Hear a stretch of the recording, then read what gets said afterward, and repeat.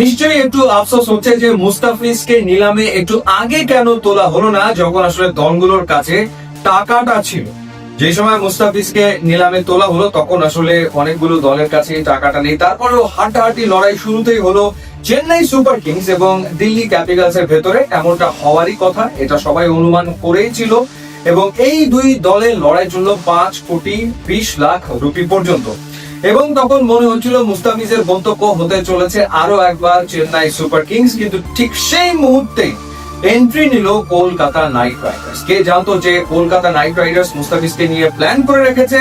মাথিসা পাতিরানাকে দলভুক্ত করার পর তাদের টার্গেট ছিল মুস্তাফিজুর রহমান, এবং এরপর চেন্নাই সুপার কিংস এবং কলকাতা নাইট রাইডার্স এর ভেতরে চললো হাড্ডাহাড্ডি লড়াই এবং অবশেষে 9,20,00,000 রুপিতে মুস্তাফিজ কলকাতা নাইট রাইডার্স এ যোগ দিলেন প্রথমবারের মতো। এর আগে মুস্তাফিজ 5টা দলে খেলেছেন আইপিএল এ, সব মিলিয়ে 8টা সিজনে তিনি খেলেছেন, কিন্তু কখনোই কলকাতা নাইট রাইডার্স এর হয়ে তার খেলা হয়নি। দিল্লি ক্যাপিটালস এর হয়ে 3বার খেলেছেন, সানরাইজার্স হায়দ্রাবাদের হয়ে তিনি 2বার খেলেছেন, চেন্নাই সুপার কিংস এর হয়ে তিনি 1বার খেলেছেন।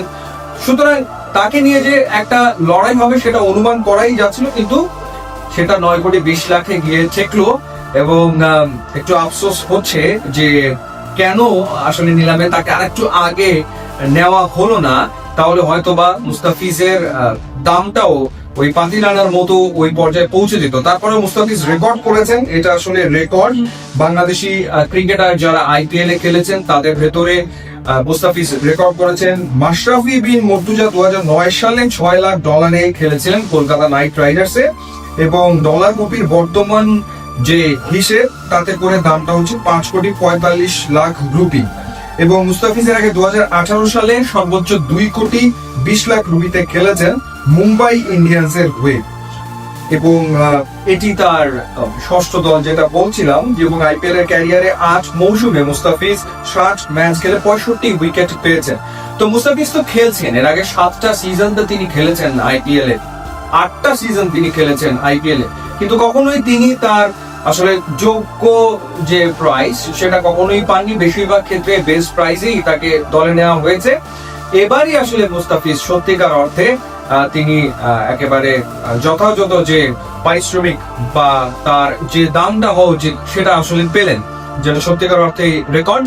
এবং Kolkata night Riders definitely Pathirana এবং মুস্তাফিজকে নিয়ে প্ল্যান করবে, এবং মুস্তাফিজ একটা দুর্দান্ত আইপিএল খেলবে, সেটা তো সবারই প্রত্যাশা।